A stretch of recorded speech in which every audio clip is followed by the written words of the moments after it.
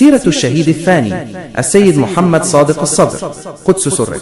المذيع: ولد الشهيد الثاني السيد محمد صادق الصدر قدس سره سنة 1943 ميلادية. وتذكر أغلب المصادر أنه ولد في مدينة الكاظمية المقدسة في بغداد، ثم نشأ وترعرع في النجف الأشرف داخل أسرة علمية عريقة هي أسرة آل الصدر المعروفة بالعلم والمرجعية والتضحية.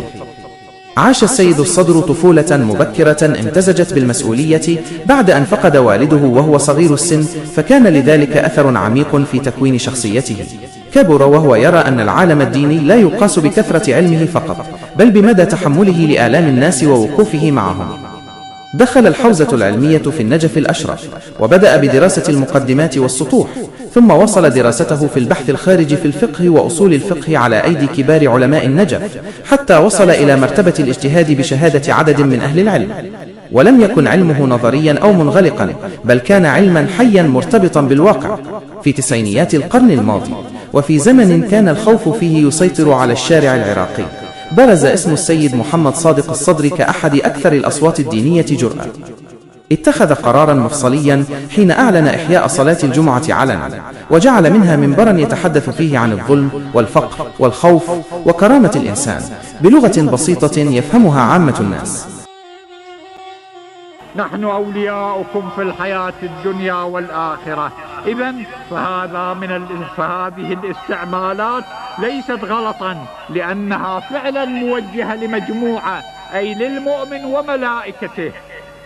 وهذا لا يصحح إعادة الضمير دائما بالجمع، لا، لأن عافاكم الله والسلام عليكم دعاء للمؤمن وللملائكة.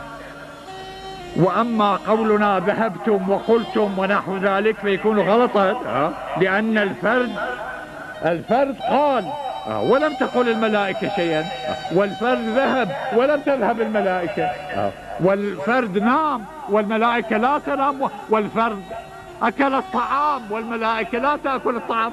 تقول له نمتوا وأكلتوا، ليست الملائكة قد فعلت، إذن يكون كذبا حبيبي. زين. الخطوة الأخرى التي لا تخلو من الأهمية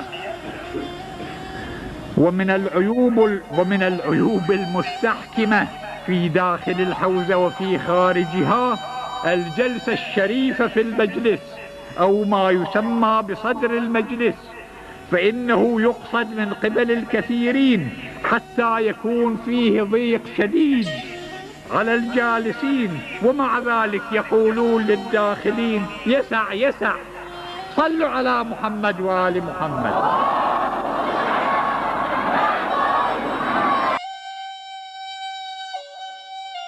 لم يكن يخاطب النخبة فقط، بل كان يخاطب الفقير والعامل والشاب ورب العائلة. ومع مرور الوقت بدأت الجموع تكبر، وتحولت صلاة الجمعة إلى حالة شعبية واسعة، الأمر الذي أثار قلق النظام البعثي الحاكم آنذاك.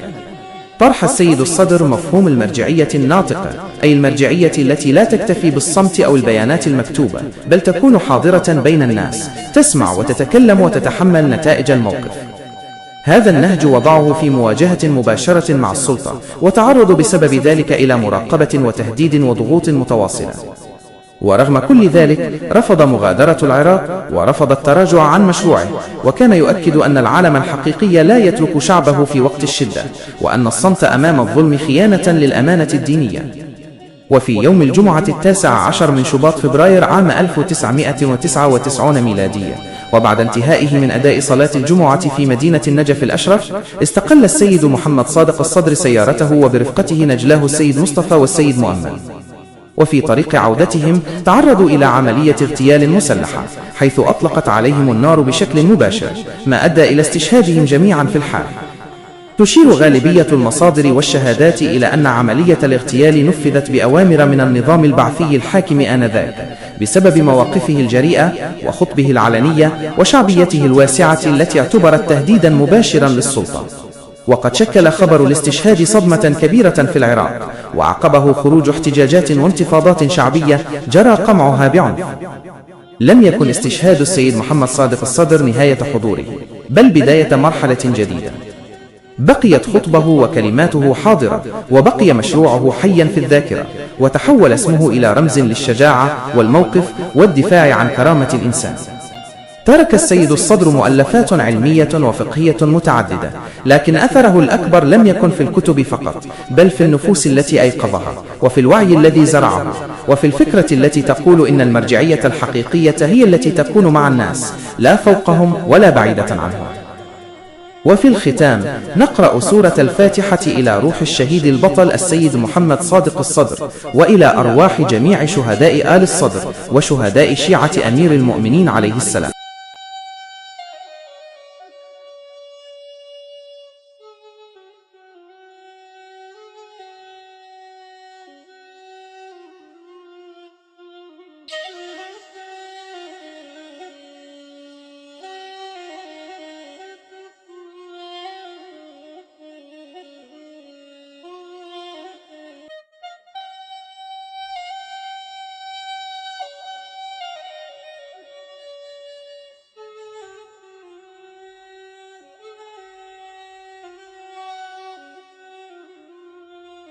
Thank you.